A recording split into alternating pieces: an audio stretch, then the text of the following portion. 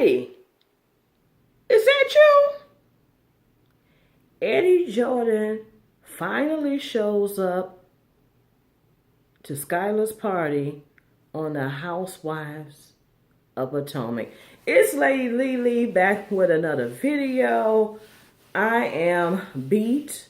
As you can see, I am still dressed up.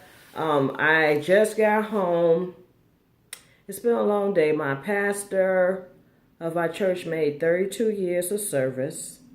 So we had a big celebration at church. We had a morning worship service. We had a luncheon. And we had an afternoon service. And there was gift giving and presentations and singing and praising and all types of stuff. And I feel like everybody just goes into overkill and overdrive during pastor's anniversary.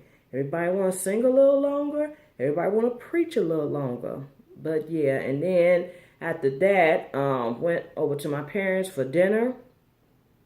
And since I didn't make it in home, I didn't leave in time. So I ended up staying and watching the Housewives of Atlanta reunion part 2, which was another dry series. And I got to see Potomac. So this is Housewives of Potomac season 2, episode 4 review. So yeah, let's get it going. So opening up the show, Giselle's mom is in town and she's picking her up, and she's pretty much just telling her that she's dated this guy, Kevin, which I guess Kevin knows her mom. So apparently he is inviting them out for dinner in the next few days. And, you know, Giselle's saying she's kind of feeling Kevin. So pretty much she's going to see what happens. And, you know, her mom's just asking her questions and wanted to know how serious it was. And that was that. Karen and Dinosaur Ray had a date night, having dinner. They was catching up. Apparently they both have been busy, or maybe Dinosaur Ray has been busy. But during that segment, Karen did reflect on her first marriage. She was saying how she got married really young and she probably wasn't ready for marriage. And then how, you know, Ray not only, you know, took her in, but, you know, took Brandon and her son, you know, and just raised him like he was his own. And she was just saying how Brandon never, you know, not looked at Ray as being his father, even though he, you know, he's not his biological father. And he probably do know who his biological father is. You know, she just said how she really appreciate, you know, Ray and the love that he expressed for her and her son, and how she's just in this better marriage. So it was nice to get a little background on that. They showed some pictures of Karen. Karen looked kind of rough back in the day, but yeah, that was good for her, you know, that she, you know, got a second chance of love and all that pretty much good stuff. So Charisse is getting ready because Skylar is turning 16. And of course, Charisse, she's going to do it in grand style. She's going to have Skylar a big 16, sweet 16 bash. And Ashley has convinced her to allow her to do the food for the event. So she's gonna, Will's. I guess this is a different avenue for Ashley in doing catering, and this can bring in some, different streams of income, which we will see. And then of course she invites Monique. And Ashley just questioned Monique about having more kids. And she said, oh, of course, girl, I'm trying to have a tribe of kids. And that was pretty much that. Right now, Monique does have 2 children. And according to her, she's looking to have more. So, Robin goes to visit her parents. And they are, she said since she had moved, she's closer to her parents now. And pretty much they came over there. The kids was being kids, and her parents was asking her, what is your plans with Juan? Are you guys gonna get back together? Do you feel you're not gonna get back? You don't want to get back with him because you feel like he might cheat again. And the dad was just expressing like right before they got married, how I guess somebody else was saying, you got to be careful with them guys in the NBA because they can have a girl from city to city, and it's women storing themselves on them, as they travel on the road. So he said he always had that in the back of his mind that, Juan might have, an opening eye. Granted, they got a little history, Juan, because at one point, they took Juan in and helped him out and helped him to become a better man and, a better student. Because Robin always mentioned that, how their relationship is a little more in depth because, he was, her family, did so much to help groom Juan. So, the verdict's still out on what Robin's going to do with that in terms of, being with Juan or not. So it's Skylar's birthday, and Ashley and her Oz crew are there. There's got the food rolling out on time, prompt. Some people are not feeling some of those bacon on the stick little things she got, but other than that, it's really nice. It's an all white party, so everybody got on white except for Skylar. Skylar had on a peach little short number. The dress was cute. I didn't realize how, Skylar looked a little thickalicious in that dress. I didn't realize, when I saw her, she was flipping and doing cheerleading last season. And, I thought she was really, slim. But the party pretty much is popping. Everyone's having a good time. And lo and behold, guess who shows up? Eddie! Is that you? Is that Eddie? Eddie Jordan has arrived, and Ashley is just like in awe because she has heard so much about this man, but she has never met him. So, Charisse, soon to be ex, is in the building. So Ashley wants Charisse to go and introduce her. Charisse is kind of like, hesitant because she's saying like, her and Eddie really don't talk much. And, Charisse said like, what would I be, what would I say? And, Ashley like, well, I could just say, I love the family and blah, blah, blah, blah, blah. But of course, Charisse thought it was just too awkward and decided not to go with it. Charisse gave Skylar a trip to Tahiti as one of her birthday gifts. And, she, talked about how she's so proud of her and all that stuff.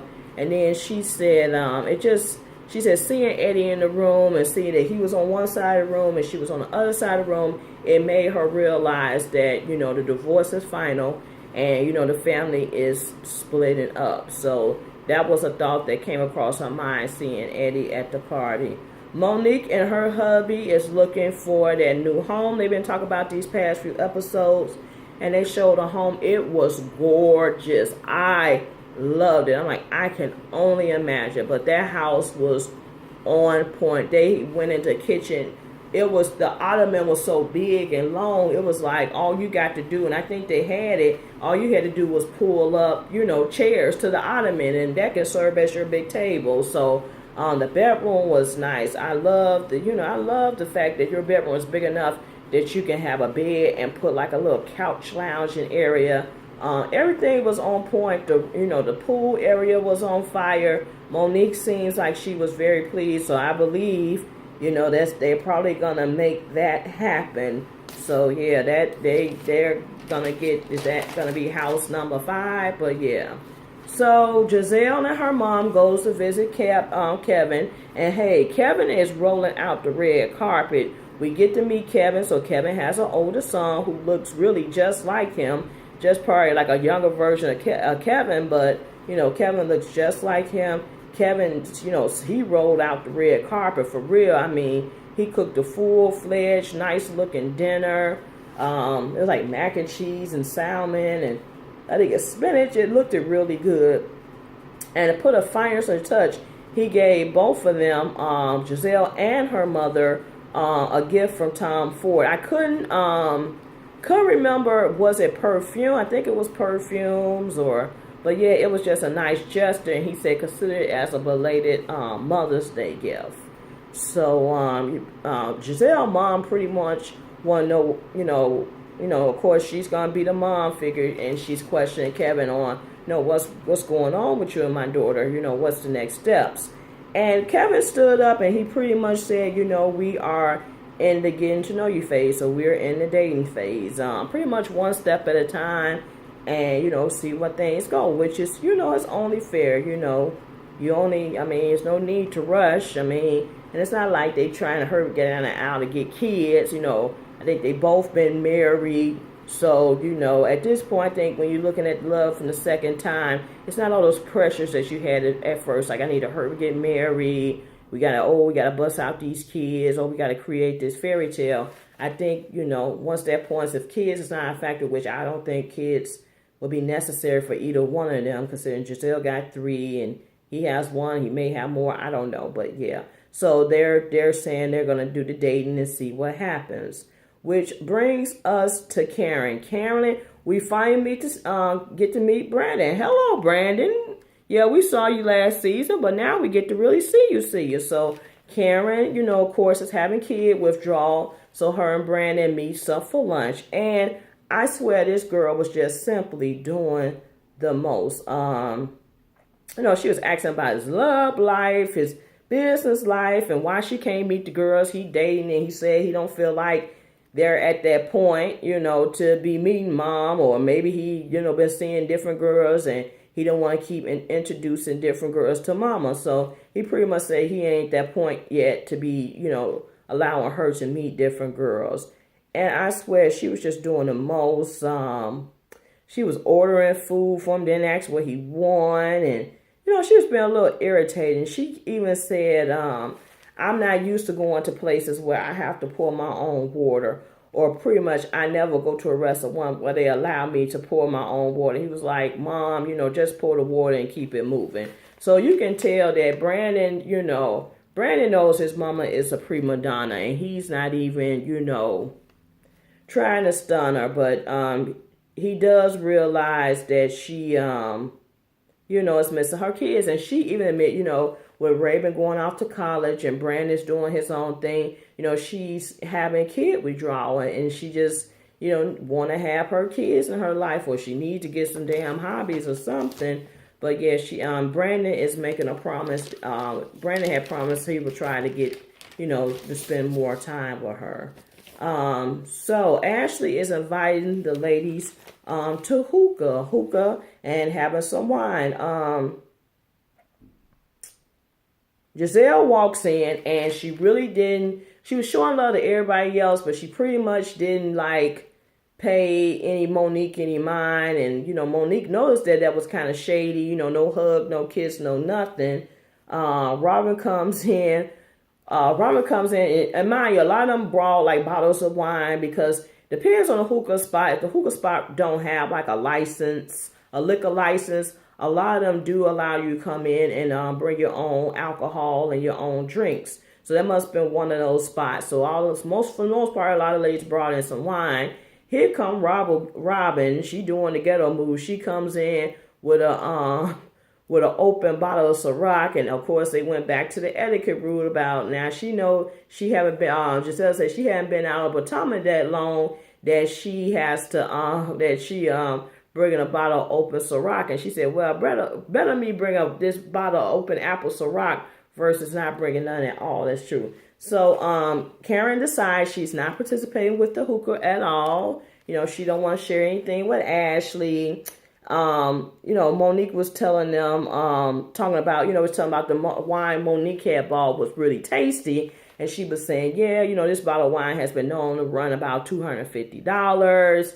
And now it's down to $80. I'm like, girl, bad. Okay, you can go over to, I'm like, if you got it, it ain't tricking if you got it, go ahead. But I tell you this, honey, ain't nothing wrong with that sweet red at the Cooper's Hawk for what, $14.99, baby. The sweet red at the Cooper's Hawk was at $14.99, $16.99. I got a bottle of that on my wine rack right now, baby. And I feel like Cooper's Hawk, I don't open Cooper's Hawk unless it's a special something coming up. I don't know. I just feel like, you just don't drink that every day. You can drink your Sutter Homes and your Barefoots and yeah, but not the Cooper's Hawk. I think I'm going to save Cooper's Hawk wine for when we go on our mothers and daughters weekend getaway that's coming up for us. But yeah, so Karen's not participating. Monique once again was talking about the wine. And Karen was just saying, Karen brought up the rapping, and Monique was saying how she had rapped for Obama before and all that, and they couldn't believe her. And, so it was kind of like, Giselle and them got into a little back and forth, back and forth debacle. So, I mean, they went at it for a little bit. Let me see here. I'm trying to check my notes. They got into the convo about Monique and her homes again, and she said, it wasn't, I was never, trying to brag, it just made you think, she said, Giselle, which Giselle said that, oh, you're trying to become a homeowner, which it was like, Giselle did throw a little shade at her, and she just simply told her, we have 4 homes. So, of course, here comes Ashley telling everybody, I was at Skylars Birthday, and Eddie showed up, and I didn't get to meet him, and so it got on to Charisse, and Charisse was like, oh my God, why she had to bring that up. So the conversation went towards Charisse, in which they was asking Charisse if she's ready to date again, and she's like, no, not really, and she had told the ladies how she had been celibate for the past 2 years. They was asking how she, managed to go by, being celibate. They was like, you can get anybody. And he's like, you must got some toys or whatever. And then Charisse was sharing this story, like how she was younger. She fell off a moped and hurt herself down below. And she had lied to her friends that she had hurt her cooch so bad, or tutu as she refers. And that she was going around telling everybody in high school that she couldn't have sex because she was stitched up, and how people fed into that. It was like some little crazy oddball story, but yeah. Giselle, Monique had a back and forth. Monique was really trying to say she didn't brag. I think I brought that up. Okay, so the episode really comes to an end with Charisse. Charisse is talking with Dr. Jeff. They're doing like what do you call that? It's not an instant message. It's like how you talk over the internet. What's they call that? Not the chat. I forgot. When you talk to people, it's not instant messages. Well, you talk to the people on the computer or the phone, and they see you. What do they call that? I got a brain fart. Instant message, chat, iPhone. I don't know what the hell. She was talking to Dr. Jeff anyway online. And, she was just pretty much telling him how she was feeling at the party seeing Eddie. And she was saying it made her realize that this divorce is real, it's happening. The family the family unit is being broken. And it's, it's kind of, tough for her to face the reality that, her marriage is over. And pretty much, Dr. Jeff was asking her how long has she been unhappy, and he was just explaining to her that she's in that grieving period. She's in that period which everybody goes through when they break up somebody. It don't matter if you were, married to them or just dating them or you in a friendship, you go through the grieving period. It's just like, it's the initial shock that it's over, and then you have to begin the healing process of moving on. And I guess they've been married for almost like 20 years. So, she was with him well before, the huge success of coaching and all that. So, yeah, he was just telling her that it's something she's gonna have to grieve, and she's gonna have to work herself moving forward and getting over that. So it pretty much ended there. I didn't realize this video was going to be that long, but that is it. That is all. Stay tuned for more videos. If you're not a subscriber, what are you waiting on? Come on and join the family so you can get updates on the latest Talk with Lily videos, etc. And if you are a subscriber, hey, thanks for stopping through. So that is it for me. I'm finna get out of these clothes. I am like churched out. My throat is a little scratchy. I hope I'm not, I feel like I'm getting sick syndromes, but I'm hoping, I could just go to bed, drink something, and just get my life together and be ready to go tomorrow. Because, of course, it's the start of a new week. And, yeah, I just hate these jam-packed weekends because I just feel like I don't get a chance to breathe. I really don't. Saturday, I went out Friday night, didn't get home till 2 in the morning. And I got up Saturday morning. I had to go speak to some youth. I got to do a presentation with my coworker about going to college. And from there I came home for a split second. Then I had to go to a scholarship committee meeting in which we were sorting scholarships, sorting applications of those who apply for our scholarships, which we can have a high school winner. We'll have a winner from our mentoring program. We'll have a winner from a person that's going to an Illinois college or university. And then we'll have a winner for those who are going to who are attending HBCU. And then even we oversee undergraduate chapters. We have scholarships for them as well. So did that, was on my way. I stopped at the store, picked some things up. My aunt called me, talking about she needed a suit that I borrowed from her, and I went over there, and yeah, I was just dropping the suit off. I ended up staying there, drinking wine and gossiping, and watching my aunt, helping her get flowers together, because she made these, she's, do bouquets and stuff, so she had to make all these flowers for people that bought them for the church program. So, I helped her create this. So I thought it was fitting to keep it on and wear it. But yeah, that's my aunt does these floral arrangements, and she does weddings and events. So yeah. But that's it. That's all. Have a good evening.